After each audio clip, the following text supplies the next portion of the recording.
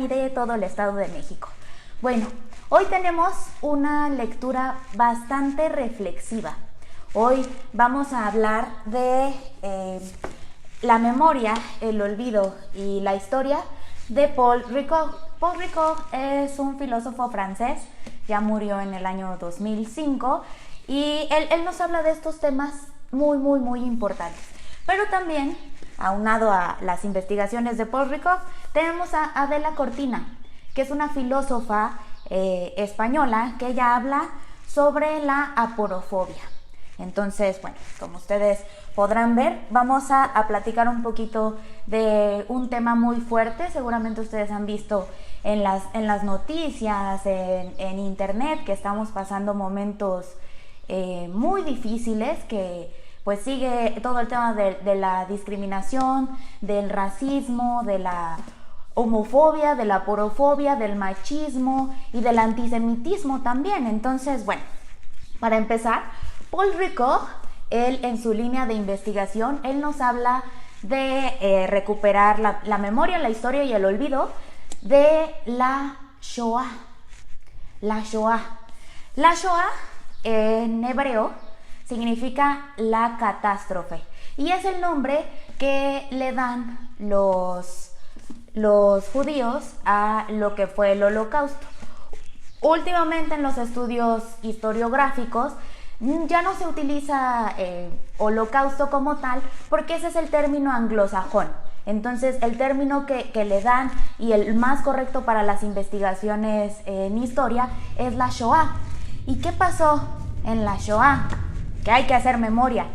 Estaba platicando mucho estaba platicando con un amigo, me decía, oye, hazte un video, un programa de la Segunda Guerra Mundial. Ya, ok, sí, está bien, la historia militar es muy interesante, ¿no? El tema de la economía, el tema militar, pero lo que no se nos puede olvidar, nunca, y tenemos que hacer esfuerzos de memorias, lo que fue la Shoah. ¿Qué fue la Shoah? 6 millones de judíos masacrados en 4 años. 6 millones de judíos. ¿Y qué nos dice Paul Ricoeur? A ver, ¿cómo podemos estudiar esto? Porque describir procesos históricos es fácil, ¿no? Lo acabamos de hacer, acabamos de describir 6 millones de muertos. Pero ¿cómo se concibe? ¿Cómo concebir esto? Es una pregunta que está abierta hasta la fecha, ¿no? ¿Cómo darle sentido a este hecho tan terrible que pasó? Entonces, bueno, nos dice Paul Ricoeur acerca de la Shoah. Vamos a hacer tantitos antecedentes históricos. ¿Qué pasó antes? ¿Por qué surge el Holocausto, la Shoah?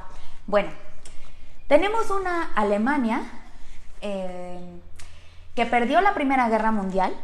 Tenemos una Alemania endeudada, tenemos una Alemania que está sufriendo un tratado de Versalles en el cual ellos tienen que pagarle a Francia, sobre todo, los daños de la guerra. Entonces, ¿qué pasa? Bueno, Alemania le pide dinero a Estados Unidos y en el 29 se da la crisis bursátil, la gran crisis del 29 en Estados Unidos. Entonces tenemos un clima complejísimo en Alemania. ¿Y qué pasa? Bueno, del otro lado está Rusia, que en la Primera Guerra Mundial tuvo su revolución, la primera vez que surge una revolución con una ideología marxista. Entonces, ¿qué pasa? Del otro lado tienen el comunismo. Pero Rusia, lo que quiere el comunismo es una revolución mundial, a nivel mundial. Entonces, bueno, están como llamando a los obreros, al proletario, que se rebelen, porque el comunismo va en contra del capitalismo. ¿Y qué pasa en Europa? Con tanta incertidumbre, un periodo posguerra, una crisis internacional, surgen ideologías fascistas y el nazismo es parte de él. Entonces, ¿qué pasa? Bueno, en Italia tenemos a Mussolini, que él da un golpe de estado, él marcha sobre Roma para instaurar pues esta ideología fascista, que por cierto Mussolini ni era militar, él era comunicólogo, él era periodista. Y por otro lado tenemos a Alemania, que empieza a tener mucha popularidad Hitler, y en 1933 Hitler llega al poder. Él sí llega por las urnas, Mussolini llega por golpe de estado, pero bueno, ¿por qué la gente empieza? Y es algo que nos dice Paul Ricoeur, ¿no? De todos estos cuestionamientos. ¿Por qué la gente empieza a tener simpatía con este tipo de ideologías? ¿Por qué no se inclinaron más hacia el comunismo?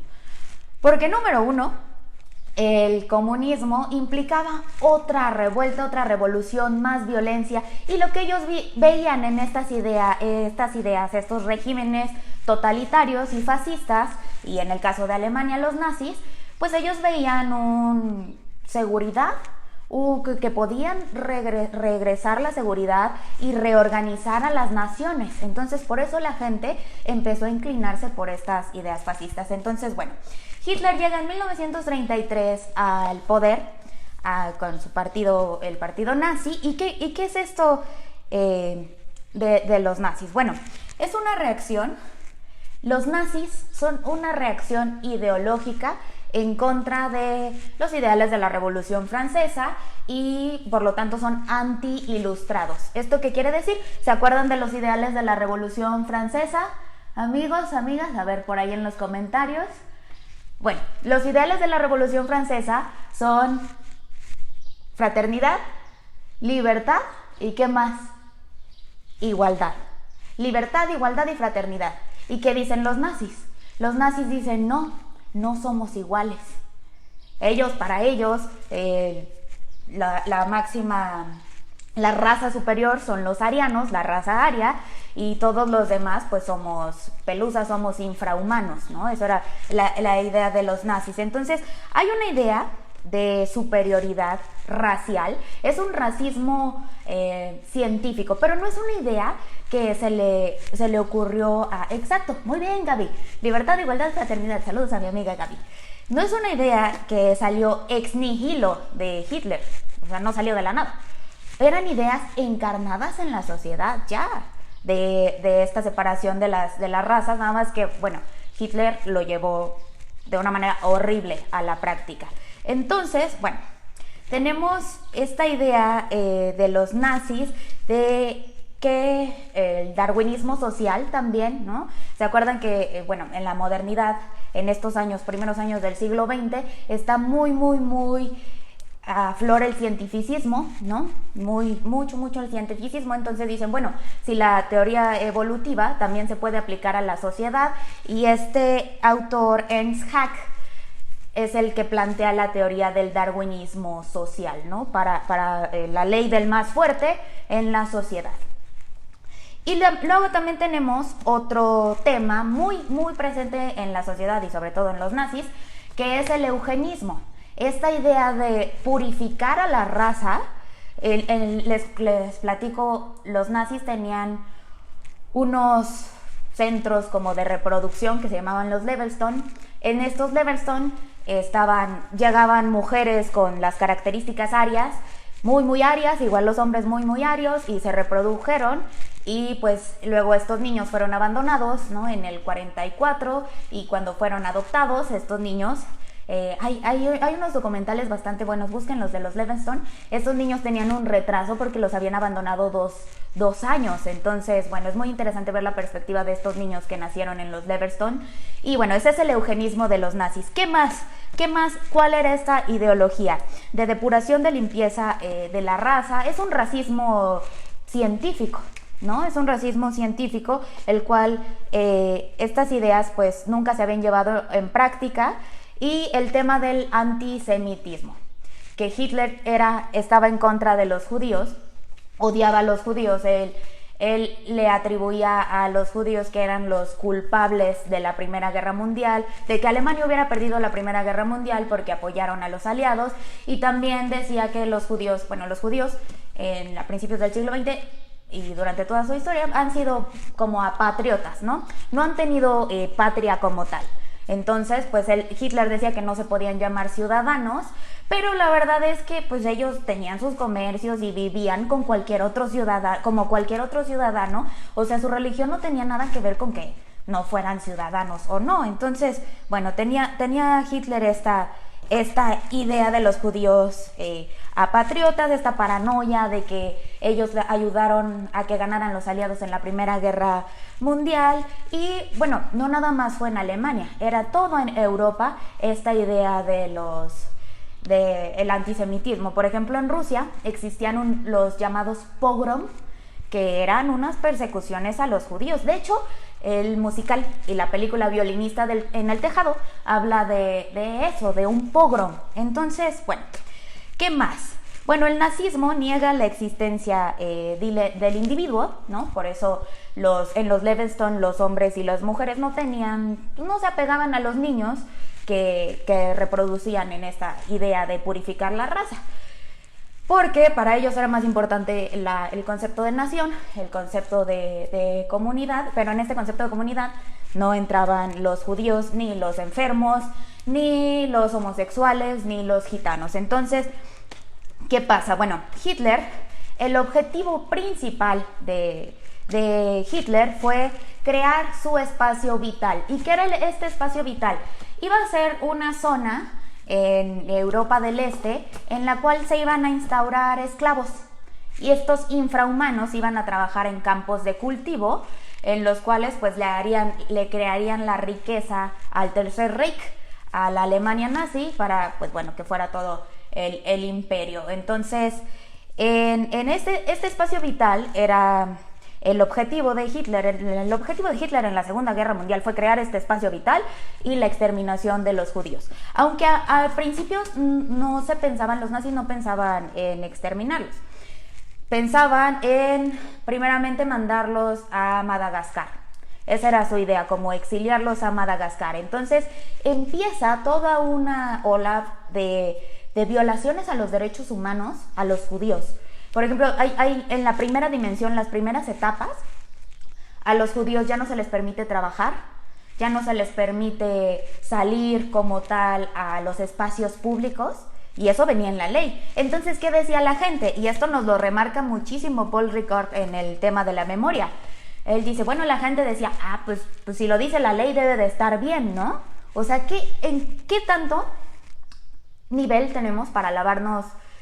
Nivel de culpabilidad para decir, bueno, me lavo las manos, sí o no, con lo que pasó, y la responsabilidad que tenemos todos acerca de las atrocidades que pasaron en la Shoah y están pasando en todos lados. Entonces, bueno, ¿qué hace Hitler después de despojarlos de sus bienes? Hay muchos judíos que los corre, dice váyanse, hay muchos que se pueden escapar, pero hay muchos que no tienen dinero porque son personas comunes y corrientes. Hitler los trató de deshumanizar como no tienen una idea. Y esto también va mucho para la sociedad, porque no sé si vieron la película de Jojo Rabbit, en la cual este niño, es un niño nazi, y muestra muy bien también cómo eran las juventudes nazis. También en Italia tenían las juventudes estas fascistas.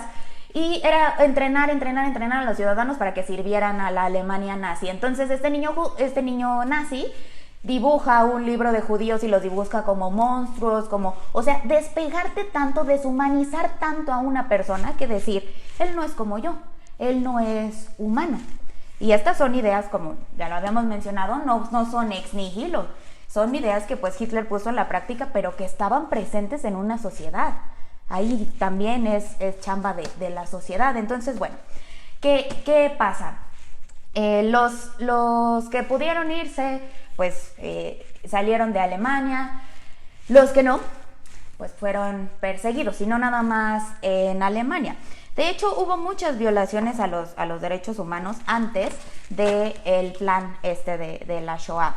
El 10 de noviembre de 1938 pasa algo que se llama la Noche de los Cristales Rotos, que van los nazis y hacen vandalismo en los comercios de los judíos. Entonces, es un nivel de humillación tremenda. Si ustedes buscan las fotos del 10 de noviembre de 1938, la Noche de los Cristales Rotos, van a ver que no nada más fue vandalizar, fue humillar, fue deshumanizar. Y bueno, entonces, ¿qué pasa? Después, en 1939, Francia pide un registro de judíos. Y pues los judíos son buenos ciudadanos, dicen, pues sí, me voy a ir a registrar. Y se registran, pero en 1939 también Alemania invade Francia, entonces pues ya tenían la lista, ya tenían por quién ir. Y luego, después de 1939, hay una Shoah por balacera, una persecución de judíos. Entonces, la idea ya de mandarlos a Madagascar, pues ya se dio cuenta Hitler que era muy cara, que no era viable, estaban a la mitad, estaban en la guerra. Entonces, pues dijo, no, ¿sabes qué? Vamos a implementar las balaceras. Y van balaceras a barrios judíos a mataron en estas balaceras alrededor de 1 millón de judíos. Pero, ¿qué pasa? Bueno, Hitler ve que estas balaceras dejan mucha huella, que dejan mucho trauma también en los soldados, que dejan mucho, y se hace toda una maquinaria para que en 1941 se proponga ya la exterminación. Y en 1942 empiezan a funcionar estos campos de concentración y campos de exterminio. Es la primera vez en la historia en la cual la humanidad se decidió por decisión política y administrativa implementar una matanza por decisión política. Y era una matanza por la esencia de las personas, no por lo que habían hecho, no por un conflicto de, políticos, no, simplemente por ser lo que eres. Entonces, bueno, en 1942 comienzan estas deportaciones a los campos. Hay 6 campos de concentración, hay campos de exterminio también, en los cuales, los campos de exterminio son ya para que los mataran y los campos de concentraciones para que trabajaran hasta que murieran. Entonces, los niños y los adultos de mayores de 50 se iban directo al de exterminio, y los jóvenes y adultos jóvenes se iban a los de concentración. ¿Qué pasaba? Los subían en los trenes, y hay muchísimos testimonios. Si quieren, les puedo mandar unas recomendaciones, les subimos en la página aquí de UNPRI unos libros en los cuales hay los testimonios. Y yo estaba viendo un documental de una chava francesa que tenía 14 años. Entonces, cuando se subió al tren, cuando bajaban, decidían el destino: te vas a concentración o te vas a campo de exterminio. Entonces la oficial le preguntó, ¿cuántos años tienes? Y ella dijo 16. Y cuando iba a pasar a estos lugares donde los llevaban a los campos, ella dijo, la oficial le dijo, di que tienes 18, para que no la mandaran directo al de exterminio. Entonces, bueno, son cosas muy fuertes, son cosas que de verdad nos consternan, las fotografías, los museos, todo, y sin embargo sigue este hueco de memoria, ¿no? Pero bueno, entonces los nazis crean todo un lenguaje para estos exterminios, estas exterminaciones. Y es que exterminar 6 millones de judíos, pues no nada más lo hizo Hitler. Y es algo que también nos dice Paul Ricoeur, nos dice que toda una maquinaria administrativa participó en estos horrores. Y bueno, entonces existía un código para decir los hornos, el crematorio, los campos. Era el Nacht und Nebel, la noche y la niebla. La niebla era el crematorio de los campos, el humo de los campos. Y había todo un secreto, una serie de secretos, ¿no? A los judíos, cuando los subían a los trenes, no les decían que iban a matarlos. Van a trabajar, van a otro lado. Y todo esto ayudó en los testimonios que les comento. Esta chica dice, es que yo nunca me imaginé que fueran a hacer eso, o sea, y por más que vas viendo muchas cosas y vas viendo cómo se va deshumanizando poco a poco a la persona, a la víctima, pues nunca se imaginaron que fueran a matarlos, ¿no? Y a matarlos por lo que son.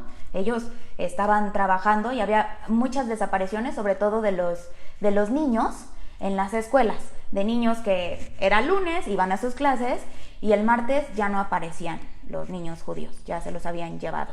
Entonces, bueno, toda esta cuestión del lenguaje también es muy importante, porque las cosas hay que decirlas como son. Y al ocultar las cosas, al cambiarles el significado, en lugar de decir exterminio, matanza industrial, porque fue una matanza industrial, decir noche y niebla, la necha nebel, pues le quita el sentido a las palabras. Por eso es muy importante el lenguaje y las palabras. Y el tema del lenguaje inclusivo, pues también es muy importante, ¿no? Porque el mundo está hecho de palabras. Pero bueno, ese es otro tema. Entonces, hay muchos documentos también en los cuales estas personas, estos oficiales, estos generales de los campos, los de la Gestapo, la SS y toda esta gente que se encargaba de matar, que en el día pues iba, mataba, exterminaba y en la tarde ya estaba comiendo con su familia. Y que eran unas personas totalmente diferentes. Esto lo sabemos gracias a los testimonios también de los hijos de los generales, de los altos mandos, que decían, bueno, es que pues sí, sus papás eran unos asesinos, pero cuando llegaban a comer a su casa eran las personas más normales y los padres más normales del mundo, ¿no? Entonces, esto tiene mucho que ver con el tema del lenguaje, nos dice Paul Ricard. Y bueno, entonces, después de la Segunda Guerra Mundial, ya en la liberación de los campos, nos dice Paul Ricard, bueno, ¿y dónde está? ¿Cómo está nuestro deber de hacer memoria? ¿No? Ya pasó, o sea, la Shoah nos demostró de lo que somos capaces, del nivel de maldad que somos capaces. Y bueno, después de la Shoah también siguen genocidios muy muy fuertes, como el de Kenia, ¿no? En los años 60, en la época de las independencias, también los soldados británicos tomaron a los kenianos, los metieron en campos de concentración, había torturas, había castraciones, había un nivel de inhumanidades impresionantes, ¿no? Que después de la Shoah no pararon, y tampoco las ideologías racistas, pero bueno, es que eso es lo importante, nos dice aquí Paul Ricard, de hacer memoria, el deber de la memoria y su buen uso, porque, bueno, la memoria también tiene malos usos. Entonces, ¿qué pasó? Bueno, liberan estos campos de concentración y a las víctimas empiezan a tener las víctimas empiezan a tener un sentimiento de culpa, de decir, chin, ¿por qué sobreviví yo? Y mi mamá no, y mi papá no, y mi hijo no, y mi amigo no sobrevivió. Entonces traen una carga emocional terrible que dice Paul Ricard, hay que entenderlo, como decía el filósofo Dilthey. No nada más es describir los procesos, es comprenderlo, ponernos en el zapato de otro. Entonces, bueno, estos judíos tienen sentimiento de culpa y vienen en 1946 los juicios de Nuremberg. En estos juicios, pues es una manera de hacer memoria también, porque pasaba mucho que las víctimas regresaban a donde vivían, regresaban a sus países, y la gente empezó a tacharlos de mentirosos. Dijo, no, eso no pasó, no es cierto. ¿Cómo crees? Eso no te pasó. O sea, imagínense la víctima después de haber vivido lo que vivió y tener culpa de por qué la víctima sí vivió y otras personas no. Luego tener que justificar los hechos que vivió. Muy fuerte para las víctimas. Entonces, bueno, estos juicios de Nuremberg empiezan en 1946 para, en efecto, hacer justicia. Y ahí la víctima, con el trabajo de memoria, le ayuda también para reivindicar este estatus humano. De hecho, hay un juicio muy famoso que es el de Eichmann. Eichmann era el encargado de organizar los trenes hacia los campos, y cuando lo acusaron dijo, bueno, es que yo no sabía, o sea, yo organizaba los trenes nada más, pero pues a mí no me decían para dónde o dónde iba, y pues la verdad es que estaba más metida. Mucha gente sabía, hasta Estados Unidos en el año 43, 44, Estados Unidos y Reino Unido sabían. No sé si sabían todos los horrores de los campos, pero sí sabían que se estaban llevando a los judíos y sabían perfectamente que no estaban siendo bien tratados. Entonces, es otra parte muy importante de la memoria. Entonces, este juicio de Eichmann fue hasta 1961. También Hannah Arendt, también es ahí el personaje importante en estos juicios. Y gracias a los 100 testigos que hubo en contra de Eichmann, pues pudieron hacer justicia, pudieron sentenciarlo, pero bueno. Entonces, nos dice Paul Ricoeur, a ver, ya hablamos de la historia, ahí vamos con la memoria. La memoria. ¿Por qué Estados Unidos hizo Roosevelt su prioridad, y eso lo dijeron, no era liberar los campos de concentración, su prioridad era ganar la guerra y otros intereses económicos y políticos y sociales? Entonces es ahí donde nos dice Paul Ricoeur, pues todos fuimos responsables en la medida de lo posible. Claro que hubo en la Shoah, hubo resistencias individuales, ¿no? La gente, estos casos que vemos en las películas, en los libros de los, sobre todo niños que estaban escondidos en las casas, pero también hubo un gran papel de pasividad en la sociedad. Y ese papel de pasividad, nos dice Paul Ricoeur, es que la gente pudo haber hecho algo y no lo hizo. Ese es el tema fundamental. Entonces, este trabajo de memoria, Estados Unidos hace un museo en Washington, ¿no? El Museo del Holocausto, y nos dice Paul Ricoeur también, bueno, ¿por qué no hacen también un memorial de pues las matanzas y el exterminio a los nativos, a los indios nativos de ahí que exterminaron los colonos de las 13 colonias, los habitantes de las 13 colonias? Dice Paul Ricoeur, bueno, lo que pasa es que en efecto este trabajo de memoria del Museo de Washington, yo no he tenido la oportunidad de ir, pero he leído ahí que cuando llegas te dan una ficha y un nombre de alguien que estuvo pues en estos campos, en la Shoah. Entonces recorres todo el calvario que fue para ellos, es una experiencia. Para tener el nombre de esa persona es es honrar su vida, es recordar, es hacer memoria y decir, esto ya no puede volver a pasar en la historia. Bueno, otro tema también de la memoria, les comparto. Tuve la oportunidad de ir al campo de Sachsenhausen en Berlín, está a las afueras de Berlín, fui con el Migis y me decía una amiga, oye, es que no, o sea, eso ya es mucho morbo. No, porque el trabajo de memoria no se agota en hacerlo. El trabajo de memoria tú no lo agotas nada más decir, bueno, esto pasó aquí están los hechos, bye. No, tiene que seguir y seguir y seguir para que estas cuestiones no se repitan. Y de verdad que ahorita pues estamos viendo que hay muchos problemas de memoria y muchas de las situaciones que estamos sufriendo son por vacíos de memoria.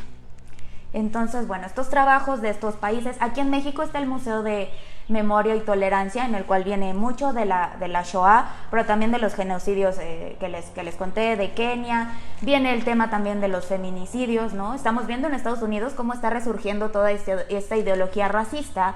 En México tenemos el machismo, los feminicidios. En Europa está resurgiendo la ideología antisemita, ¿no? El antisemitismo está muy fuerte. Los ataques de 2016 de ISIS a Francia fueron en una estación del metro que está cerca del barrio judío, y también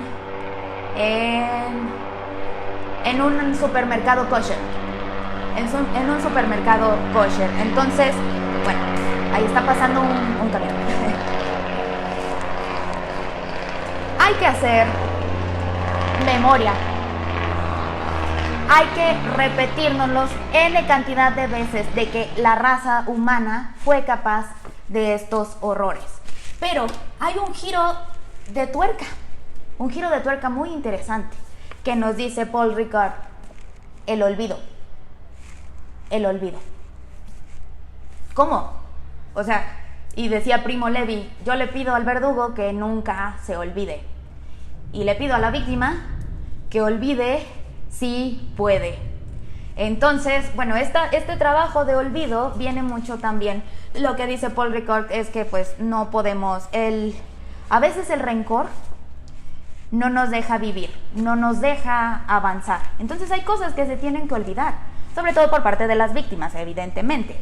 ¿Y cómo se hace esto, Paul Ricoeur? ¿Cómo es que la víctima puede olvidar o poder pasar?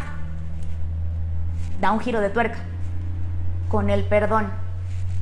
Y a uno se le hace inconcebible, ¿no? ¿Cómo este tipo de horrores pueden tener un perdón? Y Paul Ricard nos dice, sí, un perdón. Se puede lograr el perdón por parte de la víctima. Pero lo primero que se tiene que hacer es reconocer a la víctima. O sea, si estamos diciéndole, no te creo, no esto, no, nunca. Primero se tiene que reconocer a la víctima para devolverle esta calidad de humano que el verdugo deshumanizó. El perdón. O sea, Paul Ricard habla del perdón de la sociedad, del perdón de la víctima hacia el verdugo. Y después de que la víctima fue reconocida como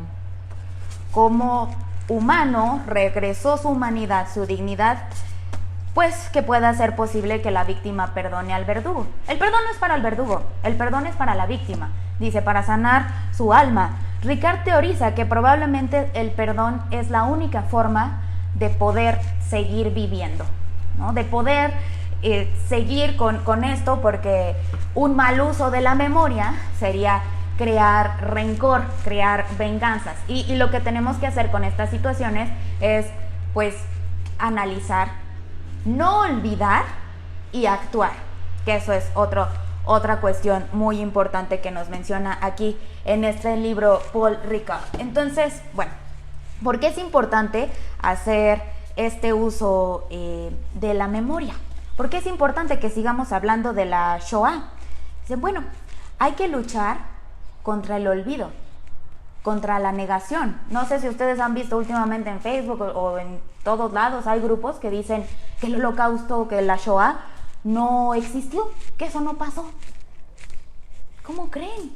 O sea, ¿en qué momento la gente empezó a crear este tipo de olvidos, ¿no? Y sobre todo también a las nuevas generaciones que están muy desconectadas. Estas imágenes ya no les hacen clic. Estas imágenes de la Segunda Guerra Mundial, estas imágenes de la Shoah, ya se les está olvidando. Entonces, por eso es muy importante el trabajo de memoria, ¿no? que hace, pues, los historiadores, los filósofos, los filósofos, los artistas y también los seres, las personas, los ciudadanos comunes, como usted y como yo. Esa es nuestra chamba. Paul Ricard dice, bueno, sí hacer lo que está en tus manos, pero de verdad que hay más cosas que están en tus manos de las que tú piensas.